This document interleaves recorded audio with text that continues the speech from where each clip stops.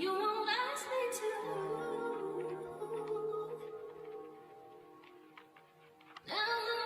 We won't always be the ones who gon' pay for our decisions. Sometimes it be our children, gotta pay it back with interest. It's tough being a dad when as a man nobody listens. You do right, that's expected. Fuck up, you better fix it. I'm just venting. My children show me love without condition. I can never understand the things that made my dad grow distant. I'm at every baseball game, cheerleading competition. That sparkle in their eye turns from a dream into a vision. Y'all don't get it. The world we living in, it be confusing me. No deadbeats around here, we co-parent beautifully. A new dad era, we active in our community.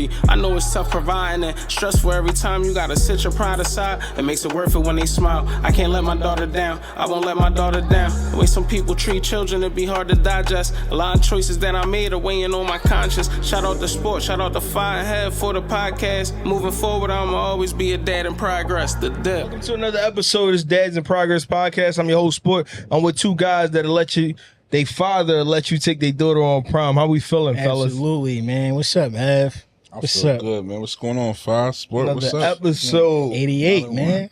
88, Marvin Harrison. No Marvin body Harrison. stuff. Yeah. Nice town, not so nice. Yeah. Shout out to the town, man. Yeah, you already. I lived in a nice town for a couple of months. Yeah. Like Chasing a year. What block you was? What block you was living I was on? on 18th Street. Okay. Chasing the hoe. Yeah. My lady. Oh, all right. My fault. Apologies. But yeah, I was out there, though. I was a nice town, man, you know. I was just out there off of Gratz. You ever go somewhere and you realize Grass like, yo, was knocked back over. Yeah. I'm off of Gratz High School and I'm over there with Shorty. She going to pick up something from her folks. She like just take me down there. You know, I'm playing the long game for some pussy. Yeah. So I take her down there and she like at first she like, oh, don't drive through the block, just park on the side block. I'm like, no, I'm going down the block. Yeah. So I'm going I to just feel everything like a setup. Yeah. I was like, oh yeah, I don't want nobody to pull up behind you and all that little block. I'm like, no, it's cool. I just whip around the corner in case, you know what I mean? Yeah. I'm halfway through it. I'm sweating bullets. I'm like, yo, what the fuck is going on? Like, when them niggas gonna hop out and come get me? Yeah. Like, playing around down there. the things you do. Man. Yeah. Only thing about my block, it was all the niggas that was on the corner was niggas from the job. Oh, Yeah. all All of them. Yeah. They were like, oh, that's yo, you cool around here? You good? Yeah, Like, good. what about Yeah. that? I wasn't worried anyway. Anyway. But I feel you. For All sure. right, good looking. Yeah. And I ain't want them niggas to know where I was staying at, so I double around the block a couple times and shit like that. For sure, Just for to sure. see 'em. Walk down, shit like that. Walk for far and shit. Just so they wouldn't see me. Yo. Well, For what's sure, going on, for man? sure. 88, what we got on deck? It's 88, man. It's still men's mental health month and all that. Yes, Hopefully, after our last episode, a couple fathers then took that trip and made that call. For you know what I sure. mean? Called the Right. back of the car and got that seat on the couch. Yeah. Hopefully. For sure. Get you a sister. Like, I'm gonna tell you, if you're looking for a therapist, get you a black sister. She gonna treat you well. Yeah. And she gonna break it down Yeah. and get into the childhood and Yeah. you mean I was falling in love with my therapist. I ain't gonna lie. I ain't Yo, even so gonna you gotta lie. cut that off, I man. ain't even gonna lie. She had to keep it strictly business with me because I was like, we was done the session. I was like, yo, what you about to do? I was in there, what you about to do after this? Like, Oh, this boy crazy. that hour virtue wasn't enough. She was all that. Like, Yeah. I done sat on. I was in studio on the couch, dropped a couple tears. She like, all right, that's why session over. I see you next week, Mr. Stevens. I'm like, yo, no, what you about to do? Like, let's go get a couple drinks. Not with the therapist. Though. Yeah. But like we said, we encourage everybody to go get some help. You know what I mean? If you need it. You might have just did a little promo though, bro. Like that might have been a little promo. You know, she all that. I sent it to a couple people, but I ain't sent it to no snipers. Any sniper, I know, like, no. The therapist personal? Yeah. I'm definitely taking that personal. I told the close. Yo, he shot out. I said, yo, just call it back of your car. But Yeah. snipers, I was like, no, don't worry about them. Yeah. They book. She don't got no more openings. Yo, this nigga is wild, though. So I wanted to talk about correcting versus criticizing. Like when you in a relationship or you dealing with a woman and stuff like that. Oh man, how big is it when she corrects you with something versus criticizing? And I'm gonna give an example first. Let's say you folding clothes and she say, hey, you shouldn't fold that way. Turn it and fold it this way. It fit better in the drawer that way. Versus, why you folding like that? Like why your mom ain't teach you how to fold? Like, Right. damn, you ain't never folded no clothes before. Right. Like, so that perspective of correcting versus criticizing, like what's the different dynamics and how that plays into in the relationship and stuff like that. I think the criticizing part will lead to more arguments. To me, for sure. it's definitely a delivery. So it's like that's the main thing is delivery. So if you deliver it one way, it can come across as correcting. absolutely. You deliver it the whole way. You might have the same thought process, but it come across as criticism. You think you correct them, but Yeah, you think- really but you criticize them. So the way you deliver it is going to set my mood. Yeah. You know what I'm saying? So if you coming off as the second way, like, yo, why you folding like that? Like, what you dumb and all that type of stuff. Yeah, then I'm going to go off on you because I don't mind you correcting me if I'm doing something wrong, but the criticizing, no. Yeah. That's just going to give us more problems. Yeah. To me, I think, for me, it's going to give us more problems. So correct, don't criticize. Yeah. That's my take on it. Yeah. What you thinking, Fi? I agree with Hev, but for me, I think that is a huge difference from correcting and criticizing because if you don't give praise, none of that shit is valid. If Like, you give praise, you don't- can criticize. If you give praise and you telling me everything that, not everything that I do that's right, but everything that you feel like that's, right, you know what I'm saying? You letting me know that you acknowledging me, you know what I mean? That everything that I do around the crib that's, great, then, I'm open to hear some criticism. You know what I mean? Like I got some wiggle room. You know what I mean? We could sit down and have a conversation. But if none of those things are talked about, then how you criticizing me? You know what I mean? Like it's just different. Like it's just like one of those things where you always telling me or nagging about something, but you're not telling me, all right, damn babe, you did this well, or damn babe, I appreciate this, or damn babe, I really love that you went out your way for this. So now you can sit here and tell me about how the dishes wasn't clean. It's always the bad things, not the good things. Yeah. If So you balance it, you got balance it, man. you That shit, definitely gotta it gotta outweigh it. You know what I mean? So, but I do think that for me, I feel like correcting is one of those things where, like, if you correcting somebody, you're also guiding them.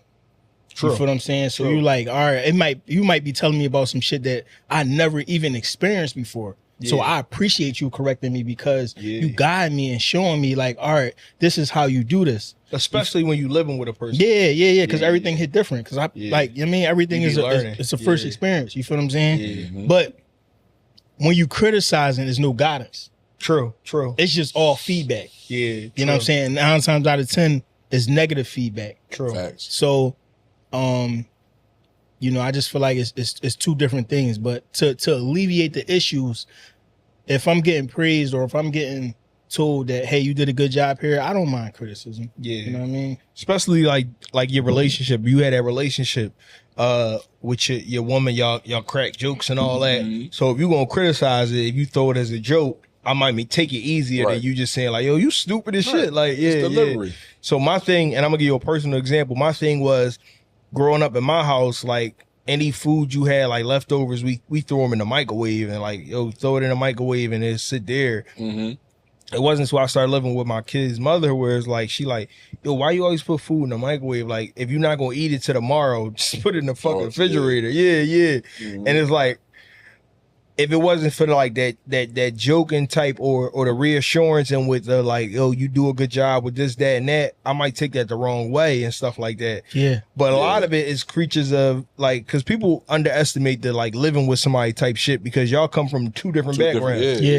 And you trying to merge that to create what y'all create. Exactly. So you gotta be gentle That's with a that. key piece, bro. Yeah, you gotta be gentle with that and nurture that. You can't just strictly criticize. Yeah, well, I put shit in the microwave because that's how I grew up. Like, if you gonna eat it again later, don't put it in the refrigerator before you get cold. Just throw it in the microwave. Yeah. You know what I mean? So, but her situation was totally different.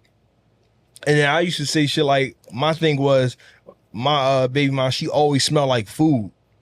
Like, and I'd be like, why the fuck you always smell like food? Like her clothes always smell like food because our folks always was cooking. Yeah. They always was that's cooking. what she grew up around. Yeah, she grew up around there. And she don't even smell it because that's her house. Like, that's how they smell. Like, she used to it. Mm-hmm. So I'm like, damn, what the fuck is that smell? Like, you know what I mean? Like, that type time. Yeah. So, but if we wasn't on a good rapport where you can joke and laugh and joke, then you couldn't even say nothing like that. Like, you know, like, you wouldn't even know that, like, how you grew up was fucked up until somebody else from the outside, because that's your reality. Yeah. But that's the thing. Like I said, delivery is all the way. It's always about the delivery, Because you can, for sure, criticize and deliver in a nice way, and I'm like, you know, I ain't even taking this criticism. I'm a big component of that. Like, I joke a lot. Mm-hmm. So a lot of, like, me being in this space of, like, dating and dealing with women and stuff like that, like, I gotta let them know, like, yo, you know, I like to have a good time, and I can take a joke. So I like to give out a joke, but sometimes women be very, like, self-conscious about things. Yeah. And I might be joking. Right. I might be like, damn, you got them sneaks tied up tight as shit. Like, Facts. They might be on some shit like, yo, I got little feet. That's why they so tied so tight like that. But I'm just cracking a joke. That's the same joke you might get back to me, but they might not be the type of person to get it back to joke. So, you know. For example, like in my relationship, right? Like previously, I went through something where it was like in my family, in my household, like it was like if my dad brought the gifts early for a holiday, then that's just what it was. You know what I'm saying? Right. But to her, it was like, don't show me before the day come. Yeah, I need that. But I'm like, yo, like it doesn't matter if it was 2 days or 3 days before.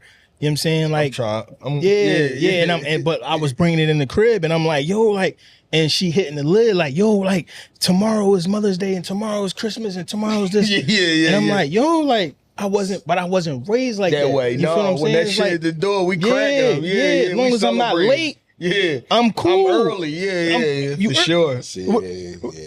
What did he say on Drumline? He said if you early, you on time. Exactly. You feel what I'm saying? Factory. If you on time, you late. Factory. So, but that was just one of those things where how she was brought up was just like the traditional thing was we celebrate during that day. We open up during that day. See, that's how I was brought up. So I'm the same way.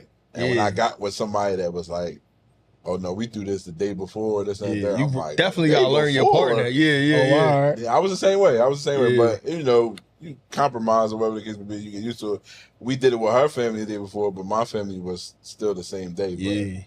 But I was the same way though. I was definitely gotta learn. It was always the day of. And even now, like if I bought my lady something for Mother's Day, and I bought it like the day before or something like that. She was like, well, you already got it here. Like, I might as well open it now.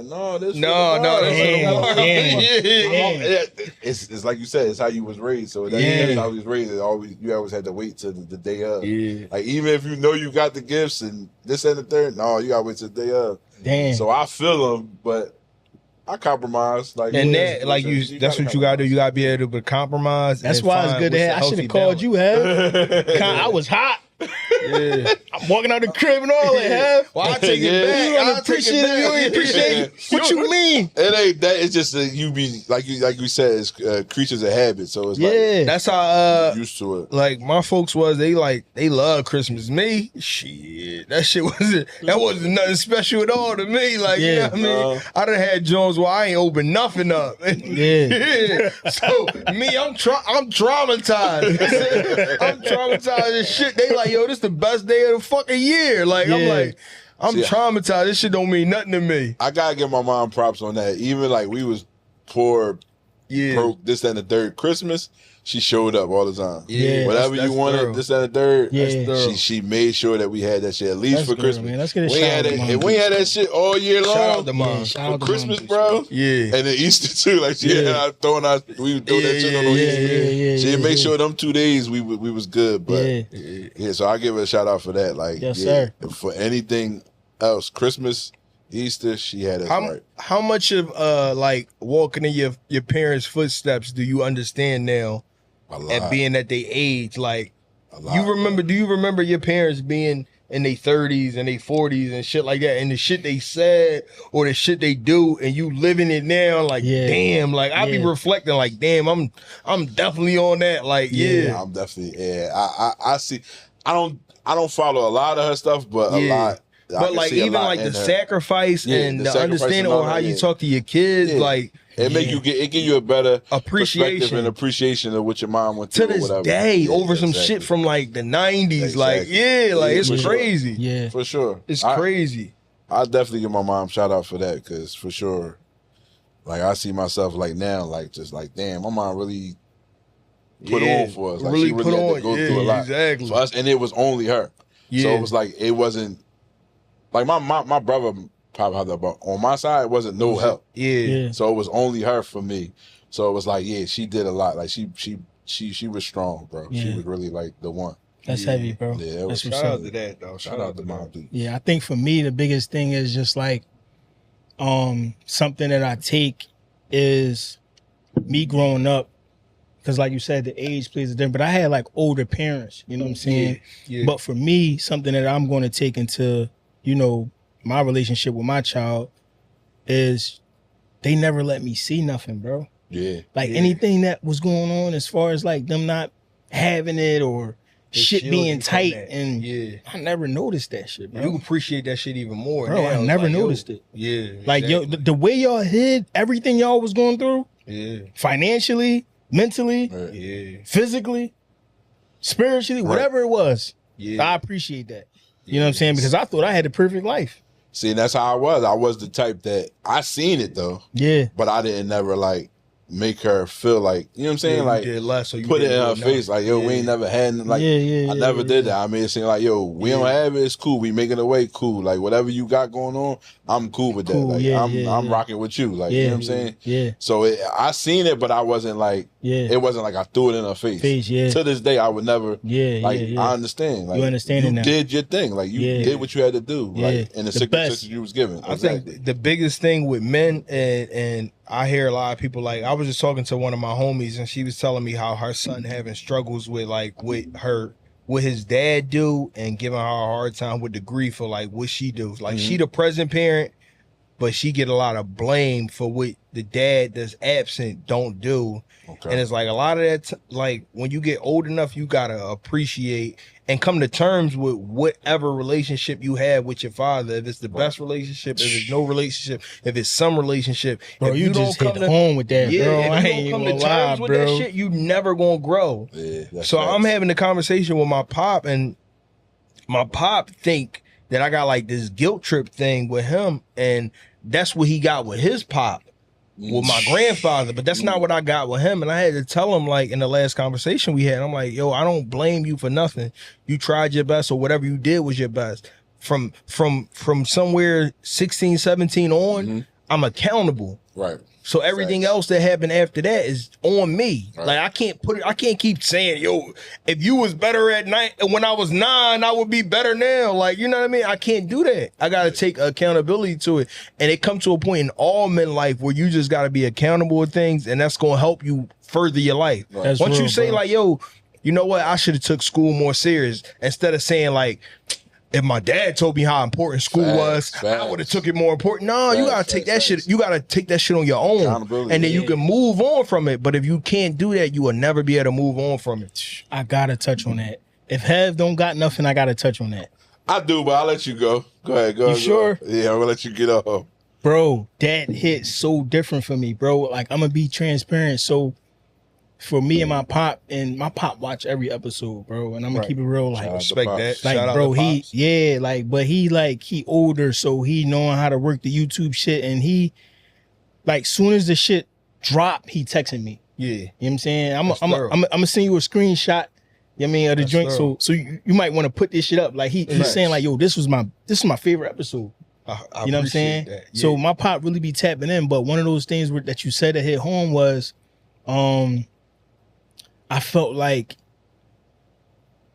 as I got older, me and my pop relationship got stronger, right? Because whatever his pop, you know, my grandfather put him through, he didn't allow me to go through. You feel what I'm saying? So salute to that. Yeah, and it was a lot of stories and a lot of trauma that he told me that, you know, I didn't understand when I was younger, but he told me as I got to an adult, like, you know, as far as, you know, his dad leaving him, you know what I'm saying, and starting a new family, whatever the case may be, and I'm just being transparent, but you know, my pop always felt like that was one of those things that hurt him.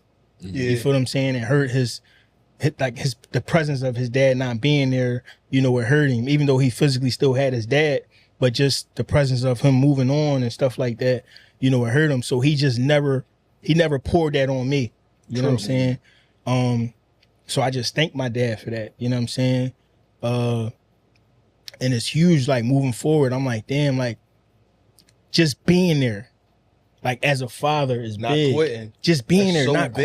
quitting. It's That's not so big, bro. Yeah, and it's like, you know, my pop told me the other day, he was like, yo, like, I'm gonna tell you, like right now, because like I said, I told you, like I'm only on year 4. June 25th would be year 4. I'm on year 4. And he told me last week on the phone, he called me late night and we was having a conversation. He said, you know, you're a better dad than I ever was. You know what I mean? And I'm like, damn. That's deep. Yeah, I'm like, damn, like I'm only on year 4. But the shit had me emotional because I'm like, I only know this because you was always there. Like you don't understand how just showing up and presence means everything. Like just being a presence, like you just being there, not like quitting. Yeah, just not quitting. You know what I'm saying? Like I'm not even gonna say I was always like just my pop being there. Like I was scared of my pop, but I just always knew to respect the structure. You know what I mean? Like I knew that like I gotta respect the structure of the crib. Like you know what I'm saying, my pop is there. So, you know, I always felt like when I had a child, whether it was a son or daughter, like I gotta be there. I can't run from that, run from those responsibilities. Like there's no way I can run from those responsibilities because my pop didn't. So, you know, I mean, like that shit hit home for me, bro. Facts. You know what I mean, definitely hit home for me. And that's crazy because I'm on the opposite of things. Like you say how your dad not leaving made you a better dad or whatever. Yeah. My dad leaving made me a better dad. Yeah. You know what I'm saying? Because me not having my dad made me not want to put my kids through what I had to go through. I like when Sports said he could sit and have a conversation with his dad and say, you know, I don't blame you for this and that. I could never have that conversation with my father. Yeah. Ever. Like never. I would never sit down with him. I would never. Right. No matter how old I get, this and that, I'll never sit down Right. with him and have a conversation with him. I just won't. Yeah. And it's not on no, I don't hate him. I don't, this and the third, I don't know you. Yeah. So I'm not going to sit down and sit there and tell you about me, let you get to know me when I don't know you. Yeah. You know what I'm saying? You don't deserve that. You don't deserve that. So Yeah. I would never sit there and have that conversation. And that made me a better father for my kids because I didn't want them to go through the same shit I went through. So it was like, It's trauma dumping. exactly. Me not being in the house, I thought like, damn, like I'm fucking up. Like my whole thing was to stay in the house with my kids and make sure it wasn't like my dad. But once I realized that I could be out the house and still be a father to them, that's when everything, you know what I'm saying? Like I got everything back together. So I'm the opposite. Like you having your father made you a better father. Me not having a father made me want to be better for them. Like, and you having a father, you like you said, you had the structure and stuff that taught you how to be a father and stuff like that. Yeah. All my shit, I'm going off the wing. From the muscle. From the muscle. Damn. I had uncles and cousins for sure, but that they wasn't my dad. Yeah, You know what I'm saying? They yeah. wasn't, you know what I'm saying? So Yeah. all this shit is from the muscle. I'm learning shit as we go. Like Yeah, I'm a yeah. dad in progress. Like real shit. Yeah. So it's like listen, I'm teaching you shit, but I'm learning shit too, like at the Yeah. same time. So I just, you know. I struggle with that though. I ain't gonna lie. Like growing up and my friends and the people that I hung around didn't have a father. Right. You know what I'm saying? I struggle with that, bro. Like that was a struggle for me. Yeah. For me to have my mom and dad. Oh yeah? Yeah, that was a struggle, like bro. You're supposed to go to fucking Harvard because you had both. I want to fit in. Yeah. You know what I'm saying? Yeah, So it's like, exactly. damn, like, bro, you Exactly. got the perfect, like, you got the silver spoon. You got the, Yeah. like, that was a struggle for me, bro. Their optics They look think at you, it's perfect. Yeah, they think that shit all They thought you was green over there. perfect. Like, you know what I mean? I feel you. That was a struggle for me, bro, for a very long time. You know what I'm That saying? was- But I had to get over it. That was my thing. Like my pop was in and out. My pop was there when Right. he was there, and when he wasn't. So I seen like the best of him, and I seen the worst of him, and I appreciate both ends. And then I had my step pop. my step pop was in my life for a lot of bit of it, like, because he been married to my mom for so many years. Now, it's just like, you just got to come to terms with the men around your life. Like, I don't think when I was a kid, I thought a lot of them was the worst fucking people that you could be around. It was like, don't be like these motherfuckers. Mm-hmm. But at some point, you come to terms with like, yo, this shit is not easy. It's not easy at all. Yeah. So like, and from the mistakes you make as a father and the mistakes you make as an adult, you learn that it's just not easy. Like, it's not easy. So I spend most of my 30s sympathizing with the men that I criticize so much because I just know it's not easy. Yeah. Right. Like how conventionally we smoke hookah, it's probably how conventionally motherfuckers smoke crack and shit like that. Like in the 80s. Bro, we don't talk about that enough. We don't talk about it enough. That was weed back then. I thought you was going to say weed. This nigga said crack. No, weed in the 90s, but in the 80s, crack hit motherfuckers the way hookah hit us in the 2010s. Like, and it was just something casually due to motherfuckers realize like, yo, niggas not right off that shit. Like, like, bro. And then you can store snort coke and be a hustler. Like you can store, I mean, you can store smoke a little, hit a little drink and be cool. And be straight. When that rock hit, niggas was like selling this shit out their crib, and they didn't think when they started doing that shit like that it was gonna get like that. But it's like you don't sympathize with a nigga because a motherfucker could hit a rock one time and change their whole fucking life. And it's like me, who am I to criticize you for one mistake you made that changed your whole life? That's right. Yeah, one mistake that you made that changed the whole 80s. They ain't no different than a motherfucker being a politician and taking too many drinks and then going home and driving and crashing the car. It's the same mistake. You didn't think the outcome was gonna be that, and we all make mistakes. Facts. Like when you come off that hill of like, yo, mistakes be made, like, cause we've all fall short. Like we strive to be a person and we live in the light, and maybe social media clouded because we get to make up who we want to be to people. But in reality, who we are when we look in the mirror is like a whole different person. Like, you know, and with men, it's like that imposter syndrome where you think you this. Like so many people tell me, yo, you a great dad, you a great dad, you a great dad. But I fall short of that many days.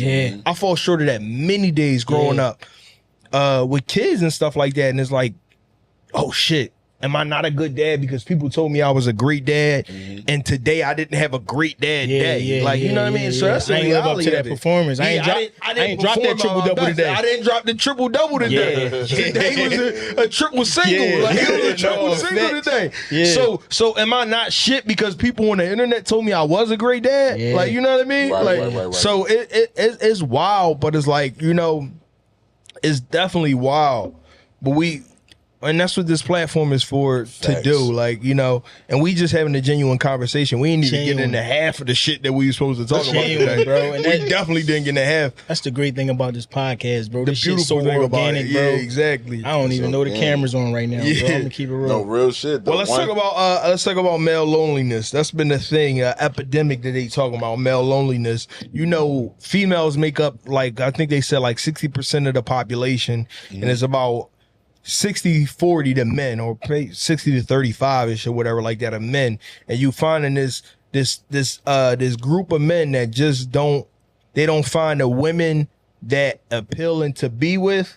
Like either they feel like they quote unquote ran through and been with everybody, 3 kids, or coming out of a relationship, or don't meet the standard of who they think they should be, or they don't feel like they capable of like being with one woman because it's like, yo, the world is at my oyster shell. It's like, it's my pearl. So I got my choice of what I want to do. So I don't want to stay with one person when I can be with so many people. And it just has set in where men just settling to be alone. How you feel about that, Father? Do you think men like are just setting where they can be by themselves? Yeah, man. And I don't judge them. You know what I'm saying? I don't judge them despite what I have going on. Like my life might be totally different from them. I don't judge them because I still understand that sometimes, you know, as men, like we get held to a standard whereas though we get judged a lot. You know what I'm saying? So the things we do, how we carry it, our emotions, our skills, our attributes, our job, how many kids we got. You know what I'm saying? All this shit we just get judged by from the gun bus. First date. You know what I'm saying? It'd be like, she might ask you a question, you might just get judged by the first date. You know what I'm saying? And I think on the flip side, like, we able to like take women in consideration of anything that they got. You know what I'm saying? As long as it's not too much. Like, you ain't got like 5 kids, 5 baby dad. Like, I mean, we ain't gonna get into it, but like I said, as long as it's not too much, but we give grace. You know what I'm saying? But it's like, it'd be like one wrong thing. Like, we could have a child that's too young. We'd be like, all right. Yeah. Damn. Like, you know what I'm saying? So it just forced us to be like, yo, like, I'd rather rock on my lonely tip. You know what I mean? I'd rather rock on my lonely tip and get it how I get it. And, you know, not feed into the relationship part. You know what I'm saying? Because, you know, like I said, we get judged off a lot of stuff, man. I don't want to keep being like the opposite end of everything, but to be honest, I'm afraid to be alone. Yeah. No, that's an honest thing, bro. I ain't gonna lie. I'm afraid to be alone. I think about that all the time. Like, and it'd be like the weirdest reason. Like, I don't want to be in the house, right? I'm in the house by myself. I'm alone. I don't have nobody or whatever the case may be. And something happened to me. Like, say I'm choking over something that somebody could be there to help me. Yeah. But I'm by myself. Yeah. You know what I'm saying? Like, that's the type of shit. That's the type of shit I'm scared of. I ain't scared of no nigga. I ain't scared of no, you know what I'm saying? Nothing. Yeah. But shit like that, like being alone, for some reason, I'm afraid of it. Not to the point where I'm going to settle and be with anything or anybody because I don't want to be alone. No, that's never the case. But at the same time, like, being alone, that's the only fear like I really have. Like, I got a question for you, Have.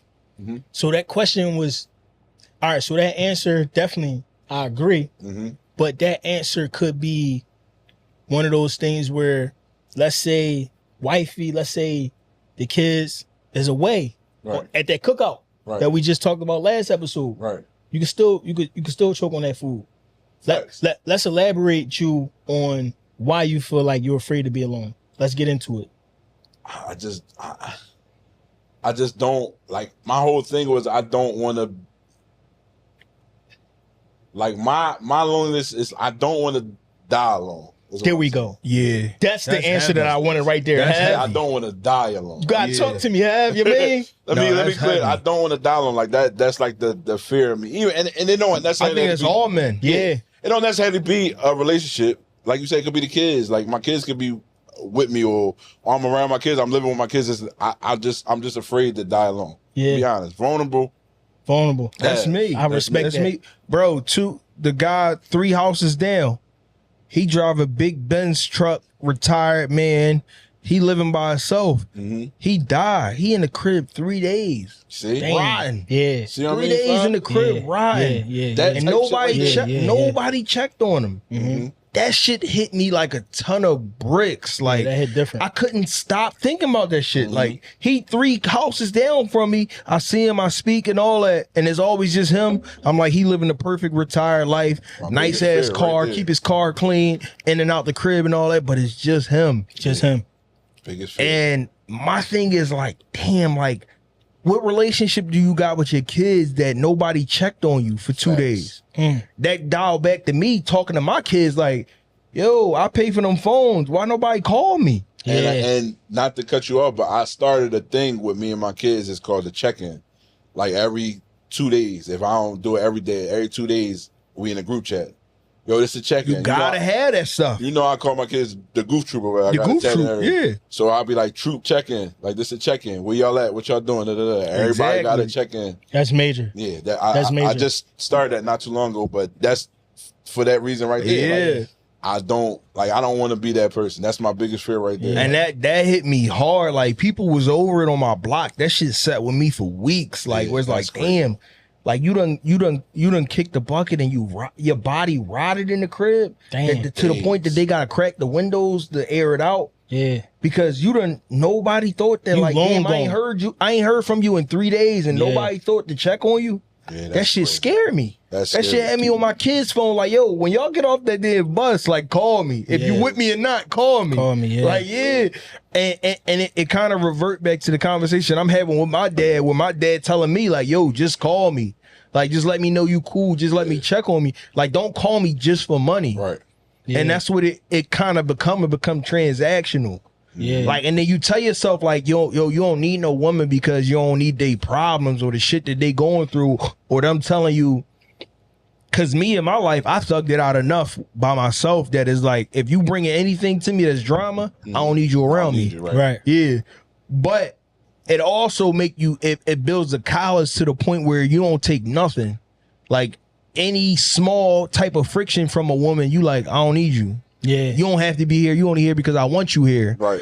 But that'll drive everybody around away from you. My mom would sit there and talk to me. She be like, when you gonna find a woman? Like, I'll be like, I'm cool. This how I rock out. She like, yeah, but you gonna be old one day. What you think your daughter and your kids gonna take care of you? Yeah. They gonna find somebody they self. Yeah. Exactly. It's not gonna be the obligation. Yeah, they obligation. Then you gonna burden people with your stuff because you too thorough to be with somebody. Right. And I'm like, I'm gonna find somebody, but I just didn't find that person yet. And you know, and you know why it's not gonna be their obligation not to cut you off, bro, because you always been that way. Yeah. So it's like it's different it's a difference if you had a wife and you had a girlfriend that was able to guide you through and then she fell off. Yeah. Damn, I gotta be there for my pop. It ain't But it's like my pop always showed that he was alone make you strong. Yeah. So what I gotta step up for because he older. Exactly. You know what I'm saying? You've been rocking out like this all your life. Why you want somebody here now? Yeah. Like, you know what I mean? Yeah. Now you want somebody to grab the Depends from CVS. And let's be honest. And let's be honest with when our folks get older, they get more pride. Yeah. You know what I'm saying? A lot of shit they don't be wanting to tell you about them doctor visits where you know what I mean, they blood pressure was high. Exactly. You know what I mean? They start to feel like, I've been here, I can take care of this, I'm cool. You know what I mean? So but yeah, bro, that hit home for sure. Good shit, man. So lighten it up, man. Lighten it up a little bit. I'm questioning for y'all fellas, man. What's the most embarrassing thing you've done for love? Let's start with sport first. On that sport. Most embarrassing. And then when we talked about this, I ain't gonna lie, I felt like a sucker because I got a couple joints. Let's hear that shit, sport. Yo, you mean? so we in progress. So anybody know my kid's mother, like I was engaged and all that. We was in a relationship. We've been a high school sweetheart type joint. Right. And like if I look at the early stages of it, like she went to church all the time. She was a church going girl. And she went to Spanish church.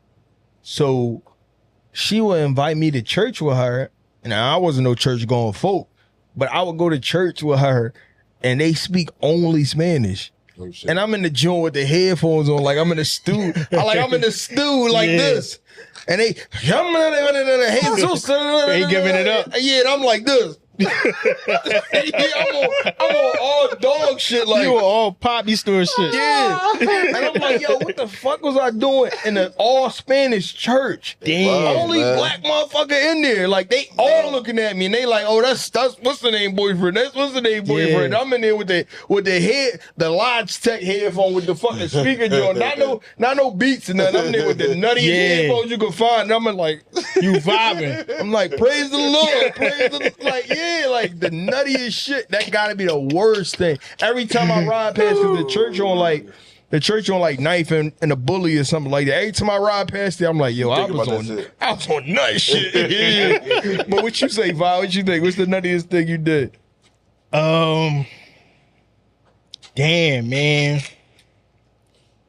That's bro. You had a legit nutty. I feel like Hal should have asked me first, man. Like that was nutty, bro. I ain't nutty block. Right? I don't know, man. I would probably say saltiest. Yeah. So for me, I was in college, and I was able to it was like Valentine's Day. Yeah. You dig what I'm saying? And I did the whole thing, like the whole, you're a broke college kid. For sure. You know what I'm saying? At that point, you're a broke college kid. Like, motherfuckers don't talk about that enough. Now they got these NIL deals and niggas getting cashed out and all that. You really a broke college kid. I ain't see none of that. Yeah. You know what I'm saying? We going back 2013. A lot of my shit was refund check and what my folks was sending me, shit was tight. Yeah. So Valentine's Day come around and I just got enough, right? But my enough is to get me past my semester and then still think about you for Valentine's Day. I spend the whole thing. You know what I mean? I spend the whole thing. You dropped the whole fundy on it. I dropped the whole fundy, not knowing that I gotta wait 4 or 5 more months to get another check. You know what I mean? I'm pop. So I go all out at this around this time. They big on the big ass teddy bears, the 2 feet joints and all that. I mean, I go get one of them joints. I do the flowers. It ain't enough. Oh man. Damn. It still ain't enough. It ain't enough. You said it ain't enough? It ain't enough. Oh man. I'm sorry. Yeah. I ain't even gonna say embarrassed because it was like, I feel like embarrassing me is like motherfuckers. It gotta be an audience. You know what I mean? It gotta be like see, motherfuckers was looking at you like you know what I mean? I'm Poppies and they was looking like Negro. You fucking crazy. Hey, Pop, what is he doing, Pop? They like, yo, he fucking drawing. My joint was just like, I'm sorry. For sure. You know what I'm saying? So that was one of them joints where it's those like, I was bitter for a long time about that shit. Like, damn, like you really can't appreciate a woman, man. Like, only women can do that shit. Tell you they don't like shit. We ain't allowed bro. to do that shit. Shit like What that. you say? What you say? What you got, Have? I did some embarrassing shit for love, bro. What's up, Have? I didn't went through phones. I didn't circuit the blocks and did none shit like that. My most embarrassing thing is crazy, and I don't want no hard feelings for this. But get married. Damn. My most embarrassing thing for love I did was get married. We just talking about this last episode. Kenny Lattimore. Yeah, right, that's why I didn't go deep into it last episode because, I mean, not to say I don't regret getting married. Yeah. Like, that's my dog, this and the third. We had a good time, this and the third. It was the way we did it. Like, it was a secret. Yeah. Like, I literally, like, crazy part is I didn't even tell my kids until after we was already married. Yeah, I just think that I rushed it. We rushed it. And it was something that, you know, we should have took our time with it, whatever the case may be. And that probably was my most embarrassing thing I did for love. On the marriage tip. On the marriage tip. Damn. And like I said, I don't regret nothing, but at the same time, for love, man, you did it for love. But, yeah. You know, whatever, man. What's this? Episode 88? It's 88. This is the Dads in Progress podcast. You know what I'm saying? We rolling, like, man. We moving, man. We on our way to 100 soon, man. 88. How many more we got to 100? I'm on, man. Y'all got me vulnerable right now. Man. I'm being transparent. Yeah. Huh? That's 88. Have a slogan. 88, man. We out, man. Again, as long as you're in progress, you're not felon, man. Yes, sir.